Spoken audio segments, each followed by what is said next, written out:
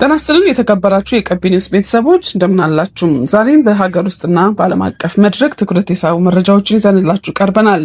አንጋፋው አሜሪካዊ ዲፕሎማት ስለ ቴዲ አፍሮ ያስተላለፉት አነጋጋሪ መልእክት፣ አሜሪካ የኢራን መርከብ በኃይል መቆጣጠሯን ተከትሎ ያንዣበበው የሶስተኛው ዓለም ጦርነት ስጋትና የዓለምን የኢኮኖሚ ደም ስር ሊቆርጥ ይችላል የተባለው ቀጣዩ የኢራን ኢላማ የማላካ ወሽመጥ ጉዳይን በስፋት እንመለከታለን።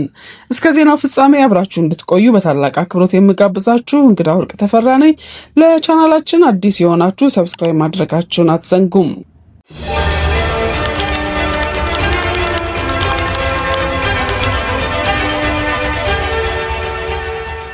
ቀዳሚው ዜናችንን ከሀገር ውስጥ ጉዳይ እንጀምራለን። ሙዚቃና ፖለቲካ በሚገናኙበት ነጥብ ላይ አንጋፋው አሜሪካዊ ዲፕሎማት አምባሳደር ቲቦር ኔጌም የኢትዮጵያውን ዝነኛ አቀንቃኝ የቴዲ አፍሮ ስራዎችን በተመለከተ አስገራሚ አስተያየት ሰጥተዋል። በአሜሪካ የውጭ ጉዳይ ሚኒስቴር ውስጥ በተለይም በአፍሪካ ቀንድ ጉዳዮች ላይ ሰፊ ልምድ ያላቸው አምባሳደር ኔጌ በማህበራዊ ሚዲያ ገጻቸው ባሰፈሩት መልእክት ተከታታዮቻቸው የቴዲ አፍሮን ሙዚቃ እንዲያዳምጡ ጥሪ አቅርበዋል። ዲፕሎማቱ እንዳሉት ወደዱትም ጠሉትም ቴዲ አፍሮ በኢትዮጵያ ፖለቲካ ውስጥ እንደ ችግር የሚመለከታቸውን ጉዳዮች በዘፈን ለመግለጽ ያሳየው ዝግጅትና ድፍረት አድናቆት ይገባዋል፣ ስሙት ብለዋል። አክለውም ሙዚቀኞች ከጋዜጠኞችና ከባለሙያዎች ይልቅ እውነትን ለሕዝብ በማድረስ ረገድ ከፍተኛ ተጽዕኖ እንዳላቸው መስክረዋል።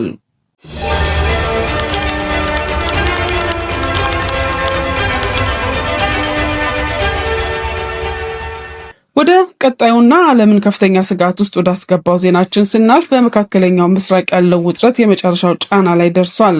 የአሜሪካ ማዕከላዊ እዝ ኤምቪ ቱስካ የተሰኘውን የኢራን የጭነት መርከብ በቁጥጥር ስር መዋሉን አስታውቋል። ፕሬዚዳንት ዶናልድ ትራምፕ የጣሉትን ማዕቀብ ጥሳለች በተባለችው በዚህ መርከብ ላይ የታጠቁ የአሜሪካ ማሪን ወታደር በሄሊኮፕተር ወርደው ጥቃት በመፈጸም በውስጧ ያለውን ምስጢራዊ ጭነት እየፈተሹ ይገኛሉ። ትራምፕ ከእንግዲህ ደግ መሆን አብቅቷል ማለታቸውን በተግባር መታየት መጀመሩን የፖለቲካ ተንታኞች እየተናገሩ ነው። ይህ ወታደራዊ እርምጃ ወዲያውኑ በዓለም ገበያ ላይ ከፍተኛ ንዝረት ፈጥሯል። መርከቧ መያዟን ተከትሎ የብሬንት ድፍድፍ ነዳጅ ዋጋ በአንድ ጊዜ በ4.74 በመቶ በማሻቀብ $94 ገብቷል። የኢራን 90 በመቶ ነዳጅ ገዢ የሆነችው ቻይና በአሜሪካ እርምጃ እጅግ እንዳሳሰባት ገልጻ የሆርሙዝ ወሽመጥ ክፍት ሆኖ እንዲቆይ አጥብቃ አሳስባለች። አሜሪካ ይህን እርምጃ የወሰደችው ቻይና በቴህራን ላይ ጫና እንድታሳድር ለማስገደድ ይመስላል። ሆኖም የዓለም ሰላም በሆርሙዝ ወሽመጥ እጣ ፈንታ ላይ ተንጠልጥሎ ይገኛል። ነገር ግን ስጋቱ በዚህ ብቻ የሚያበቃ አይመስልም። ከሆርሙዝ ወሽመጥ ቀጥሎ የዓለም አቀፍ ንግዱ ቀጣይ ማነቆ የማላካ ወሽመጥ ሊሆን እንደሚችል ከወዲሁ ማስጠንቀቂያዎች እየወጡ ነው። የኢራኑ ጠቅላይ መሪ ሞጃታብ ካሜኔ አማካሪ ይበልጥ ወሳኝ በሆኑ የመርከብ መስመሮች ላይ የተሰናሰለ እርምጃ ሊወሰድ እንደሚችል ዝተዋል። በተለይም የማላካ ወሽመጥ በልዩነት ጠቅሰውታል። ለምን? ምክንያቶቹ አስደንጋጭ ናቸው። አንደኛ፣ ይህ ወሽመጥ የህንድ ውቅያኖስ ከደቡብ ቻይና ባህር ጋር የሚያገናኝ በጣም ጠባብ በሆነ ቦታ ላይ 2.8 ኪሎ ሜትር ብቻ ስፋት ያለው ወሳኝ መስመር ነው። ሁለተኛ፣ ከዓለም የባህር ላይ ንግድ 30 በመቶ በዚህ መስመር ያልፋል። በየቀኑ እስከ 25 ሚሊዮን በርሜል ዘይት ይጓጓዝበታል።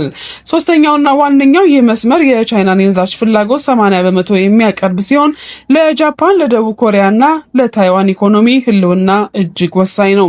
በዚህ መስመር ላይ የሚፈጠር ማንኛውም መስተጓጎል መርከቦች በኢንዶኔዥያ ዙሪያ ረጅምና ውድ አማራጭ መንገዶች እንዲጠቀሙ ያስገድዳቸዋል።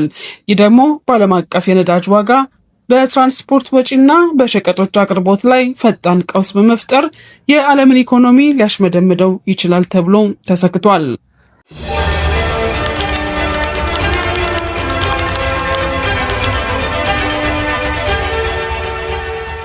እንግዲህ የዓለም አቀፉ ማህበረሰብ አይኖች ወደ መካከለኛው ምስራቅና እስያ የባህር በር ላይ ተተክለዋል። ቀጣዩ የሀያላኑ ሀገራት እርምጃ ምን ሊሆን ይችላል? የቴዲ አፍሮስ አዳዲስ ስራዎች በዓለም አቀፍ መድረክ ምን ያህል ተጽዕኖ ማምጣት ይችላሉ? እነዚህና ሌሎችንም ተያያዥ ጉዳዮች በቅርበት እየተከታተልን ወደ እናንተ ማድረሳችንን እንቀጥላለን። ለዛሬ ያዘጋጀንላችሁ ዜና ይህንን ይመስል ነበር። መረጃው ጠቃሚ ሆኖ ካገኛችሁት ላይክ ማድረጋችሁን አትዘንጉ። ሀሳብ አስተያየታችሁን ከስር በኮሜንት ላይ አስቀምጡ። ቻናላችንን ሰብስክራይብ በማድረግ የዘወትር ቤተሰብ ይሁኑ። ከቀቢ ኒውስ ጋር አብራችሁን ስለቆያችሁ ከልብ እናመሰግናለን። በሌላ መረጃ እስከምንገናኝ ቸርን ሰንብት።